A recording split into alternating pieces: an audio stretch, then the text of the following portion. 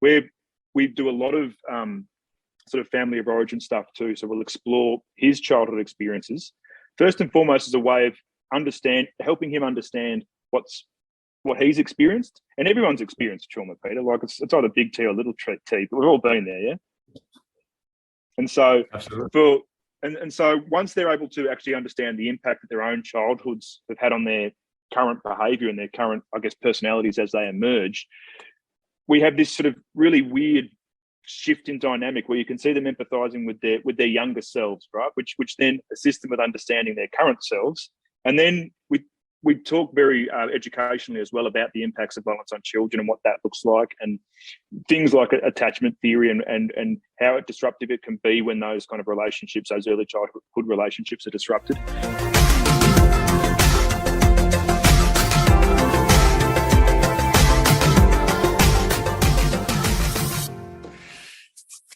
Hi, Tony.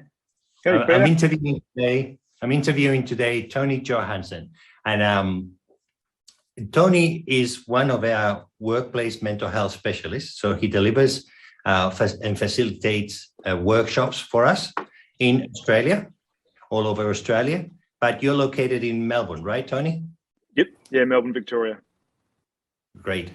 And also you dabble in men's mental health. Actually, I believe that is one of your passions, right? Yeah, definitely.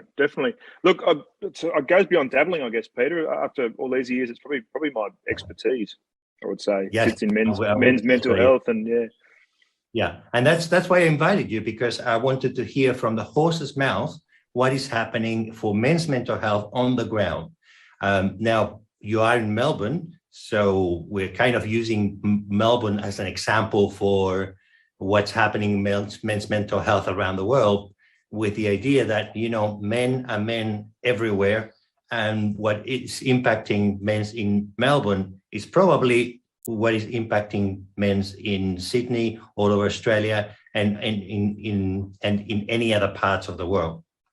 So let's start. Give us a bit of your background. How do you get into men's mental health? How did that happen? And what brought you here? Okay.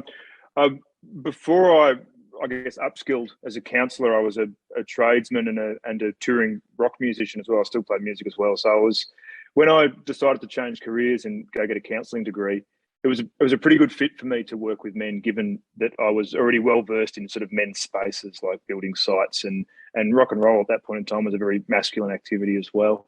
And so once I started working as a counsellor, I started working as a drug and alcohol counsellor, and men are overrepresented with substance misuse, as we know, which meant that the majority of my clients were male as well.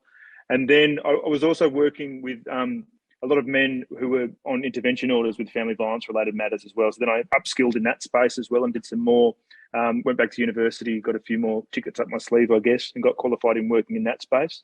And so I spend a lot of my time working with men where there's been some kind of court involvement or some kind of intervention orders or things like that, where there's substance misuse, where there might be family violence, things like that. It's where all those things meet is really where I sit. That's where my expertise is. But I also just work with men more broadly as well, just in generalised mental health, depending on the circumstances.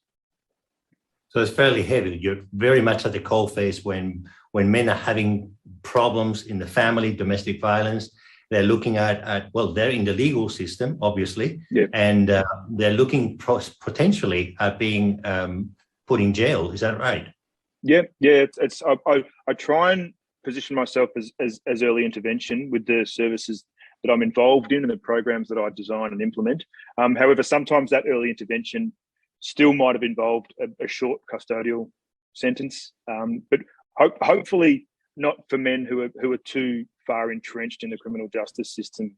My passion is trying to assist men with I guess being diverted out of that space, learning some skills, getting to know themselves a bit better, understanding how their behaviour impacts other people, all in the effort of keeping men out of the criminal justice system. And for how long have you been doing this for, Tony?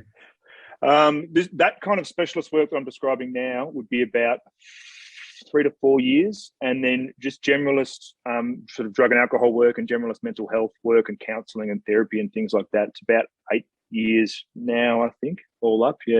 And look, when working at the coalface, unfortunately, 8 years is a long time. A lot of people don't last that long. So, yeah, I've been around for a while, considering some of my contemporaries. Yeah. Yeah, I remember many years ago working in Sydney in mental health services that we developed alliances with drug and alcohol services. But it was always a bit of an easy alliance in the sense, like, I mean, we got along famously, but it wasn't very clear when to refer to each other. Yep. And sometimes we over-referred, like, oh, no, this is not a mental health issue. This is a drug and alcohol issue. Or this is a drug and alcohol issue, or if they went to drug and alcohol services, they would say, no, that's not a drug and alcohol issue. Yes, he is using drug and alcohol, but that's because they've got a mental health issue. But you seem to have been able to work across both. Yeah, it's not easy though, Peter. It takes a lot of groundwork as far as relationships go. And by relationships, I don't mean with clients, I mean with stakeholders and things like that. For the same reasons, I've had that same experience and still do with mental health, drug and alcohol, whereby I might say, look, I'm not willing to work with this man's drug and alcohol issues until there's mental health involved, and mental health position's the same, so we hopefully learn to collaborate. And with family violence, it's the same as well, where there's always been a siloing. It's like, no, if a man's been using family violence and he has to deal with his family violence, and his drug and alcohol concerns are completely different. So to blend the two, which is what I do, it's not traditionally done. It's quite innovative. There's a few other people doing it now and a few other services, but we're right at the start of that conversation and right at the start of exploring other ways of assisting men and their families where there's both alcohol and mental health and family violence. So it's a pretty new space. So what kind of men end up in the mental health / family violence system that you end up helping? Is it like rough men? Is it like laborers with very little education, or what is it? It is the same as sort of substance use and mental health, Peter. It's pretty much, some demographics might be slightly more represented than others, right? But it's the guys I work with. It can be anyone, really. It's like if you think of, there's a fine line, right, between family violence and a dysfunctional relationship at the start. Like once a dysfunctional relationship progresses into family violence, if that's the case, and the family violence becomes entrenched, then there's a big difference, right, between family violence and a dysfunctional relationship. But if you intervene with families and people at the start, there's some commonalities. And so if someone calls the police, if a neighbour calls the police, it could be the first time that family's ever had any interaction with the justice system whatsoever. So a lot of my clients, and rightly so, are really quite terrified by the whole prospect of having to go to court, and it's a really new experience for them. They've got businesses they're trying to run, they've got to get their kids to school drop-off tomorrow, and they spent last night locked up in the cop shop. So it's a really different, terrifying experience. And then some of the guys I work with have been in and out of the system longer than I've been in the role. So it's, it's a really broad spectrum, Peter, which means that I guess I've got to speak a lot of different dialects of the same concepts. I can imagine, because it's very, very different to deal for someone that is used to the legal system, that is, to be called into court and because of domestic violence, to someone that has never had any problems with police, all of a sudden having had to go to court or even spending a night in jail. That must be very, very terrifying. Yeah. So how do you help men? How do you help men in this situation? Because a lot of people will be saying, you know what? They deserve to be there. Yeah. And maybe they harden their hearts a little bit. But what have you found? Well, one of the challenges is that the sort of they deserve to be there approach is that there's little to no evidence to support that a punitive approach to any kind of offending behaviour actually works. Corrections in itself is meant to correct someone's behaviour. So the correctional institutions, their role, I think we forget that part of the component, but their role is to actually help people change their behaviour, not punish them. And there is a desire to punish people that engage in what's offending behaviour, whether it be family violence or drug dealing or whatever it is. The problem is, right, the evidence doesn't support that really works, yet we have to do something. So there's a lot of education, both for myself, I guess, as an advocate for people that have transgressed the law, whether it be family violence or other things. So having conversations like this, but then if I'm working with the men themselves, again, there's a lot of education. And so depending on his level of comprehension with what's going on in the space he finds himself in. That really that determines where my in is. But a lot of it is assisting him with understanding. My entry point generally is something along the lines of what I'd call emotional literacy. That would be my start point, depending on risk. And then I use that as a framework to bring in all sorts of other things. But I mean, I guess my question is, how do you want to conduct this part of the conversation? Do you want me to talk through from go to woe what it looks like, or yeah? Okay. Please, So yeah. So some of your wisdom. Ideally, thank you. Look, ideally, Peter, I would start from a position of what we'd call psychoeducation, right? Where we're going to do some talking in a therapeutic standpoint, but I also have some explicit things that I want this guy in front of me to have better comprehension of. So one of them is being able to articulate emotion and being able to understand that there's more than just glad, bad, sad.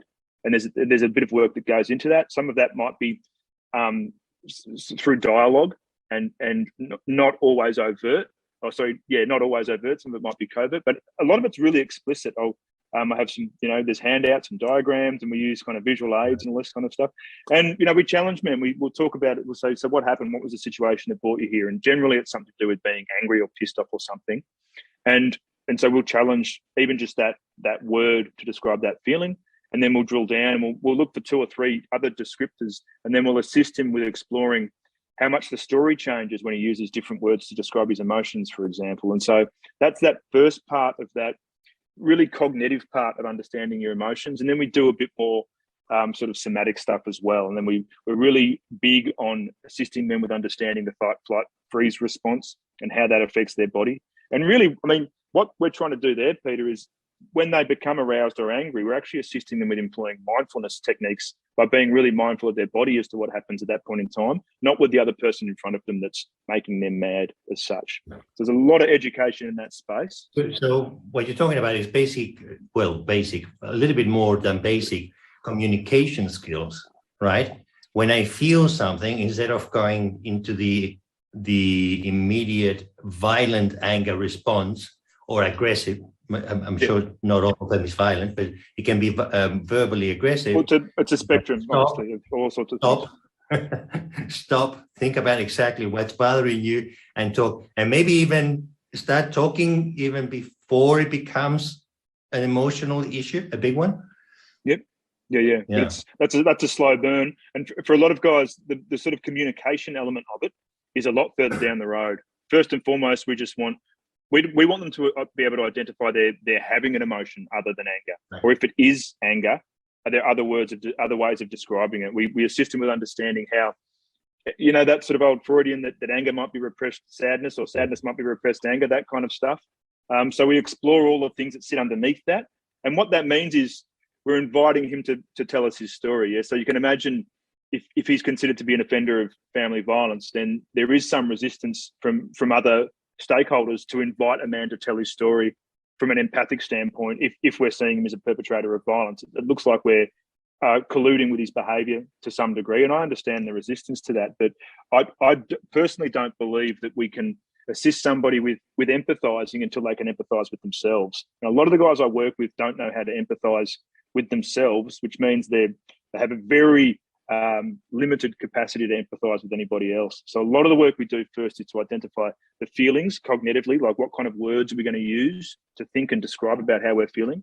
And then this somatic stuff, where do I feel it? And that's all that, central nervous system, fight, flight, freeze response stuff that we do in corporate training as well. It's really similar on that level. And then once we get to that level, when we're talking about his experience as well, we do a lot of sort of family of origin stuff too. So we'll explore his childhood experiences. First and foremost, as a way of helping him understand what he's experienced. And everyone's experienced trauma, Peter. Like it's either big T or little T, but we've all been there, yeah.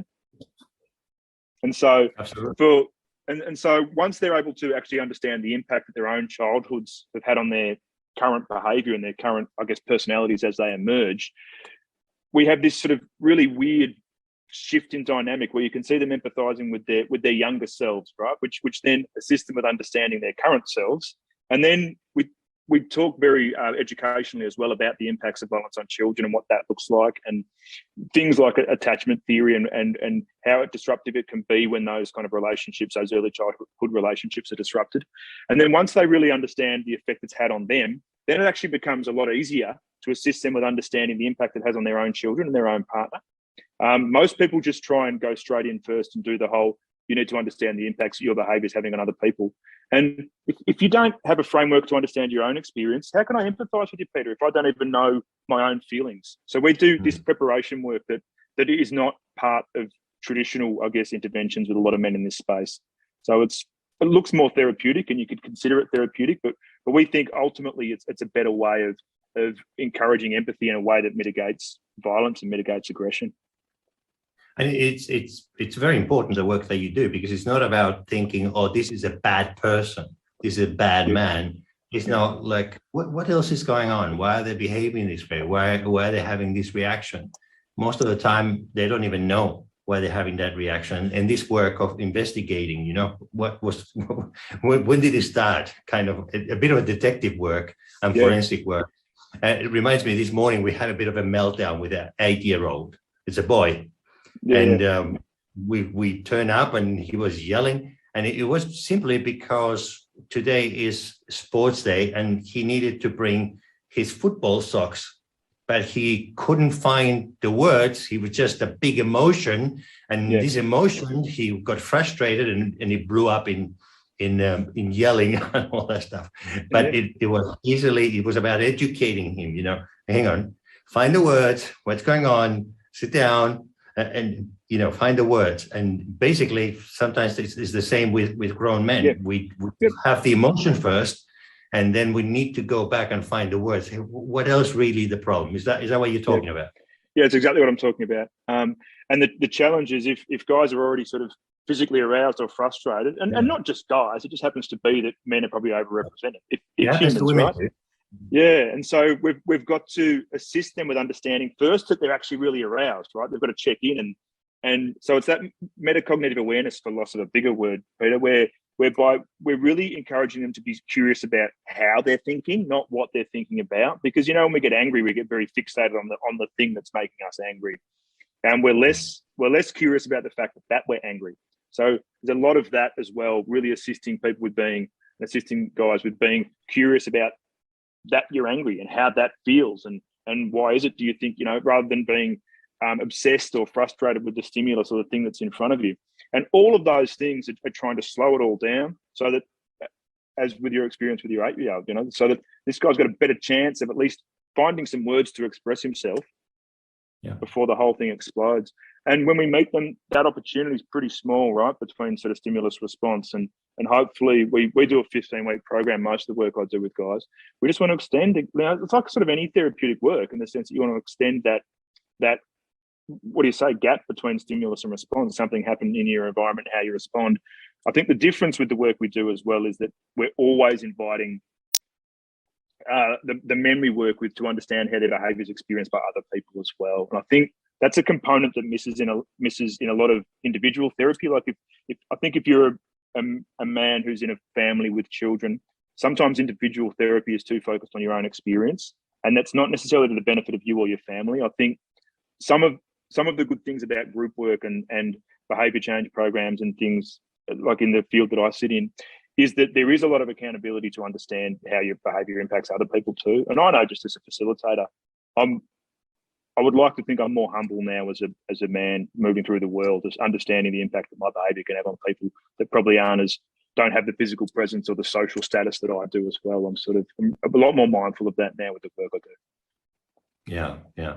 So you also help the family to communicate, also to put words to what they're feeling, because this is not a uniquely male gender problem. This is just a human problem. Granted, because of our biology, men possibly are not as aware of the steps pre-anger sometimes. So we need to be educated. But it is not uniquely a male problem. And also the kids in the family are in this. Are they communicating? Are they also bottling it up? And so I would imagine that work is really good. And when it works, it must be really rewarding, I would imagine. Yeah. We had a group last night, and obviously I won't mention names and too many personal details, but it's right towards the end of the program. And he's an interesting fella that we've had in this group. And this particular program that I run, or that we run, I should say, is pitched for guys who have got pretty good cognitive capabilities. It's because of the psychoeducational component. They need to be reasonably clever people in order to engage in it. So it's not a one-size-fits-all program. So you do have some interesting intellectual arm wrestles with some of these guys as well, because no one likes that cognitive dissonance of realizing that they should change, right? So there's this, and anyway, after 14, 15 weeks, one chap in particular, one of his closing statements, which do checkouts every week like you do, and was something along the lines of, I kind of get it now. It's really about transcending my desire to be right. Like if I don't need to be right, if I just want to express myself and then try and understand the person in front of me, then we probably aren't going to get into conflict. And so to have those kind of revelations, like from anyone, Peter, right? Like, I mean, if you and I can transcend the need to be right, we're in a good space. So to hear that from a client, that's sort of somewhere that's where they're heading, some of these guys, it is incredibly rewarding. Wow, that's great. And you've seen a few families come together after that, and relationships saved and flourish. It's not just about saving a relationship; is it flourishing? Yeah, and if the other side of the coin being that if people are to remain separated, that it's amicable, that they're not at each other's throats, and they're putting the children first. And a lot of these guys really understand the impacts their behaviour have on young kids as well. We do a lot of work around the impacts of violence on children. And that's something I think that, you and I wouldn't have had any idea how our childhoods impacted us until we started becoming trained professionals. That's something we should probably know as a community. That should be something that's readily available, that information. It shouldn't be held under lock and key for healthcare professionals. And also, how our family history impacts on how we communicate. It is so ingrained into us as kids that we don't even realize we're doing it. We copy the mannerisms from our parents. We copy the mannerisms of our family groups. Yep. And that is normal. That is how you get socialized. But if that hasn't happened properly, then you have to start learning. And it doesn't mean that you're a bad person. It just means that you need to learn certain skills. Yeah, you just need to pick up a few tricks. Yeah. You just need to pick up a few more skills, as you were saying. Yeah. So what would you say, now that you have worked a few years in this, what would you say would be a great step forward in terms of systems to help around this domestic violence? And, I would rather concentrate, what would help men's mental health? Since up to 80% of suicides in some countries is men, that's a huge problem. So what would you say, what can we do to improve from your perspective, men's mental health overall? I think, that's a big question, Peter. It is. I went to answer it. I had about 40 ideas, and I was thinking, okay, let's distill this. I'll start with the work that I do and what would help that. And what would help that, I think, would be, I don't know if it's legislation, but definitely buy-in right from the private sectors to assist men and their families with engaging in treatment. One of the biggest things that blocks guys out of programs that I'm involved with is that they conflict with work, or they've worked a long day and now they've got to go and do 2 hours of sort of behavior change work on top of that. And meanwhile, before they had an intervention order, they might have been the coach at their son's football team, and now they can't work on Thursday night. All these kind of things. People have lives, right? And so I would think that some mechanisms, whether they be health policy or legislation change, I'm not sure to the degree that we'd need it, but that make it very difficult for employers to not support men going through treatment of any kind, right? Whether it's mental health support, whether it's behavior change treatment, whatever it is, even just seeing their therapist, like whatever that looks like, drug and alcohol support. If a guy needs to go into a detox program for 10 days because he's drinking too much and he wants to change his relationship with alcohol, I think all of these things, from a remuneration standpoint, there should be support for the work these men miss, because obviously a lot of these men consider themselves being a provider is really important to a lot of the guys I work with. That A, can be problematic, but B, can also be leveraged for growth and change. And a lot of their employers, like if you're a tradesman and you're suddenly not going to be, if I'm working casually and now I'm not going to be at work for the next 3 weeks because I've got to go to detox and then do 2 weeks in rehab because I've been smoking too much ice, for example, and I'm going to lose my job as a result. I think that's a terrible place we've got to as a society, where we can't safeguard employment for men who are entering into therapeutic programs to try and become better people and better fathers. So that would be, I don't know how you'd go about orchestrating that, Peter, but I think that would be an incredibly helpful component, first off. And I think there's all these other sort of broader social things going on, obviously, okay? Like masculinities, in some elements, in some walks of life, it looks like it used to. In other walks of life, it looks completely different. I wouldn't even know how to articulate masculinity anymore in a way that doesn't make it sound pathological.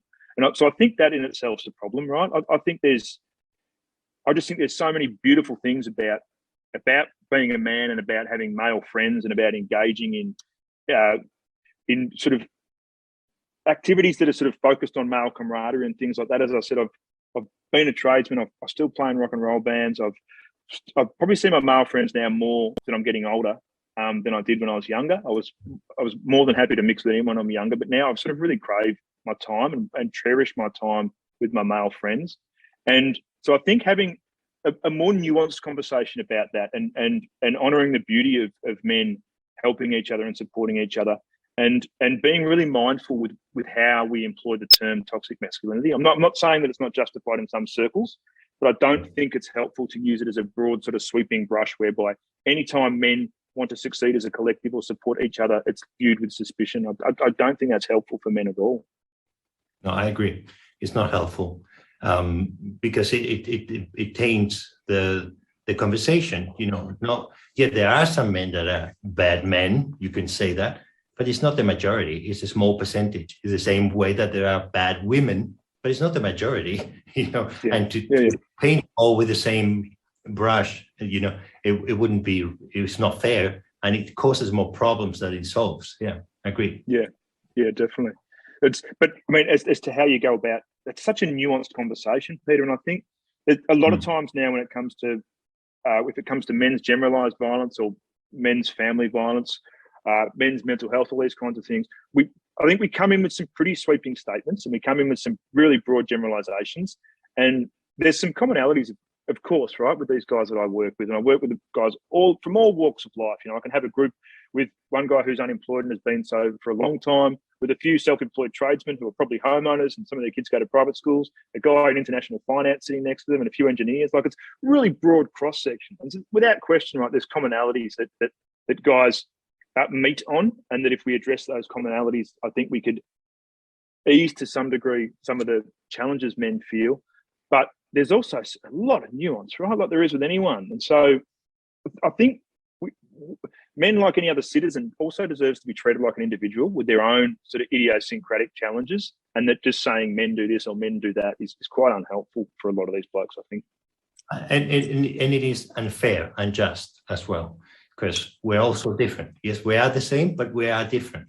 And we bring our own problems, we bring our own desires, our own wants, our own needs. And it doesn't make us any more of a man or any less of a man. And to be helped, to be able to communicate somehow what we need, I think it's a beautiful work that you're doing there, Tony. So thanks, Peter. Very, very elucidating. And I'm sure anyone that watches this video, I hope that they stay until the end, because this is words of wisdom. It's about increasing the level of love and compassion in the world towards each other. And guess what? That benefits families, relationships. A lot of people are out there I see that are wanting to have that beautiful relationship with another human being where they feel supported, they feel loved, they feel accepted. And this is part of the work that you do.